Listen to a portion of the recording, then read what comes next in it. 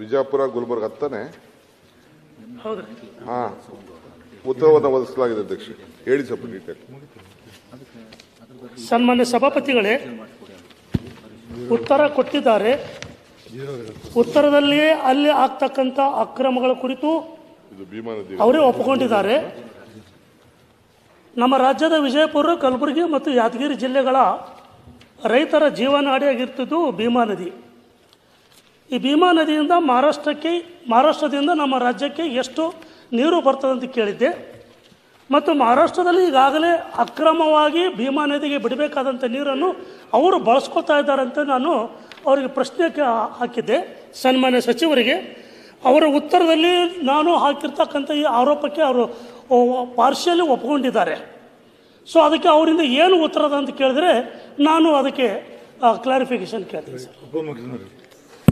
ಅಧ್ಯಕ್ಷರೇ, ಈ ಪಕ್ಕದ ಬಾರ್ಡರ್ಗಳಲ್ಲಿ ಬೇಸಿಗೆಗಳಲ್ಲಿ ಏನೇನು ಕೆಲವು ಸಮಸ್ಯೆ ಆದಾಗ ಇವೆಲ್ಲ ಒತ್ತಡಗಳು ಬರ್ತಾ ಇದೆ. ನಾನು ಆಕ್ಚುಯಲ್ ಫ್ಯಾಕ್ಟ್ನ ಕಂಪ್ಲೀಟ್ ಏನು ವಾಸ್ತವಾಂಶ ಏನಿದೆ ಅಂತ ತಿಳಿಸಿದ್ದೇನೆ. ಕೆಲವು ಸಂದರ್ಭದಲ್ಲಿ ನೀರು ಹೆಚ್ಚಿಗೆ ಆದಾಗ ಅವ್ರು ನಮ್ಮ ಸಹಕಾರ ಕೊಡ್ತಾರೆ, ನೀರು ಇಲ್ಲದೆ ಹೋದಾಗ ಅವ್ರು ಇಲ್ಲ ಅಂತ ಹೇಳ್ತಾರೆ. ಇದು ಇಲ್ಲೂ ಆಗ್ತದೆ, ಮಹಾರಾಷ್ಟ್ರಲ್ಲೂ ಆಗ್ತದೆ, ತೆಲಂಗಾಣಲ್ಲೂ ಆಗ್ತದೆ, ಬೇರೆ ಕಡೆಲ್ಲ ಆಗ್ತದೆ. ಬಟ್ ತಮ್ದು ಏನಿದೆ ಅಂತಂದರೆ ಕೊರತೆ ಇದೆ, ಯಾವಾಗಲೂ ಕೂಡ ನೀವು ನಿಭಾಯಿಸಬೇಕು ಅನ್ನೋದು ತಮ್ಮ ಒಂದು ಭಾವನೆ ಇದೆ. ಇದು ಇವು ಪರ್ಸನಲ್ ರಿಲೇಷನ್ಶಿಪ್ ಮೇಲೆ ಹೋಗ್ತದೆ. ಕೆಲವು ಆಫೀಸರ್ಸು, ಕೆಲವು ಮಂತ್ರಿಗಳು ಆಯಿತು ಲಿಬರಲ್ ಕೊಡೋಣ ಅಂತಂದ್ರೆ ನಾವು ಕೆಲವು ಸಂದರ್ಭದಲ್ಲಿ ಕೊಡಬೇಕಾಗ್ತದೆ. ಈಗ ನಮ್ಮ ಬಿಜಾಪುರ ಭಾಗದಿಂದ ಕೆಲವು ಅಲ್ಲಿ ಕೊಡಬೇಕಾಗ್ತದೆ, ಅಲ್ಲಿಂದ ಮಹಾರಾಷ್ಟ್ರ ಕೆಲವು ಕೇಳ್ತಾ ಇರ್ತಾರೆ, ಅಲ್ಲಿಂದ ಕೊಡಬೇಕಾಗ್ತದೆ. ತಮ್ಮದು ವಿಚಾರ ನಮಗೆ ಅರಿವಿದೆ. ಆ ಸೂಕ್ತ ಕಾಲದಲ್ಲಿ ಆ ಟೈಮಲ್ಲಿ ಏನೇನು ಪರಿಸ್ಥಿತಿ ಅನುಗುಣವಾಗಿ ನಾವು ಅವ್ರ ಪತ್ರ ಬರಿತಾ ಇದ್ವಿ, ಅವರು ನಮ್ಮ ಪತ್ರ ಬರಿತಾ ಇರ್ತಾರೆ. ಇದೊಂದು ಲಾಂಗ್ ಟೈಮ್ ಇದನ್ನು ಮಾಡಲಿಕ್ಕೆ ಆಗೋದಿಲ್ಲ. ಸೊ ಅದರಿಂದ ನಾನು ಏನು ನಿಮಗೆ ಮಾಹಿತಿಯನ್ನು ದಾಖಲೆಗಳನ್ನು ಕೊಟ್ಟಿದ್ದೇನೆ, ಅದು ಕರೆಕ್ಟಾಗಿದೆ. ಇನ್ನೇನಾರು ಇತ್ತು ಅಂತಂದರೆ ಬೇಕಾದ್ರೆ ಸಪ್ರೇಟಾಗಿ ಮಾತಾಡೋಣ. ಪತಿಗಳೇ, ಸಚಿವರು ಹೇಳಿದ್ದು ಉತ್ತರ ಸರಿ ಇದೆ. ಆದರೆ ನನ್ನ ಮುಖ್ಯ ಉದ್ದೇಶ ಇಷ್ಟೇ, ನ್ಯಾಯಮೂರ್ತಿ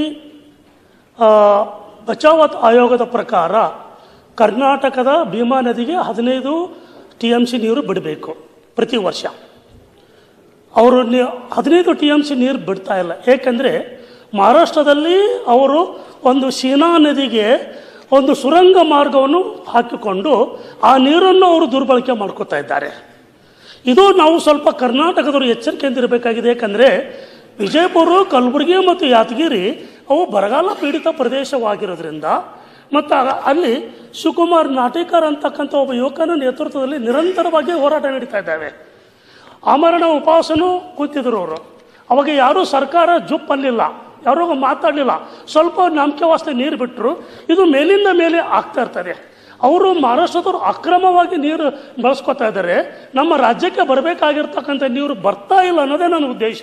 ಹಾಗಾಗಿ ಅದಕ್ಕೆ ತಮ್ಮ ಪ್ರಯತ್ನ ಏನು ಮತ್ತು ಇದಕ್ಕೆ ತಾವು ಯಾವ ರೀತಿಯಾಗಿರ್ತಕ್ಕಂಥ ಕಟ್ಟುನಿಟ್ಟಿನ ಕ್ರಮ ಮತ್ತು ನಿರ್ಧಾರ ತೆಗೆದುಕೊಳ್ಳೋದು ನನ್ನ ಉದ್ದೇಶ ಸರ್. ಈಗ ತಾವು ಈ ಸುರಂಗದ ಬಗ್ಗೆ ನನಗೆ ಹೊಸದಾಗಿ ತಿಳಿಸ್ತಾ ಇದ್ದೀರಿ. ಅದ್ರ ಬಗ್ಗೆ ನಾನು ಯಾವುದಾದ್ರು ಒಂದು ಟೀಮ್ ಕಳಿಸಿಸ್ಬಿಟ್ಟು ನಾನು ಎನ್ಕ್ವೈರಿ ಮಾಡ್ತೀನಿ. ಲಾಸ್ಟಲ್ಲಿ ಒಂದು ಮಾತು ಹೇಳಿದ್ದೀನಿ ನೋಡಿ, ನಮಗೇನು ನಿರ್ಬಂಧ ಇದೆ, ಅವ್ರಿಗೇನು ನಿರ್ಬಂಧ ಇದೆ ಅನ್ನೋದು ತಿಳಿಸಿದ್ದೇನೆ. ಡಿಸ್ಟ್ರೆಸ್ ಸಂದರ್ಭದಲ್ಲಿ ಈ ಸಮಸ್ಯೆ ಇದೆ. ನಾನು ಹೇಳ್ತಾ ಇದ್ದೀನಲ್ಲ, ಇದನ್ನು ಒಂದು ವರದಿನ ತರಿಸ್ಕೊಳ್ತೀನಿ. ಈ ಸುರಂಗದ ಮಿಸ್ಯೂಸ್ ಆಗ್ತಾ ಬಗ್ಗೆ ಮಾಡಿಬಿಟ್ಟು ಬಹುಶಃ ನೆಕ್ಸ್ಟ್ ಅಸೆಂಬ್ಲಿ ಸೆಷನ್ಗೆ ಒಂದು ಡೀಟೇಲ್ ರಿಪೋರ್ಟ್ ನಾನು ಮಾಡ್ತೀನಿ.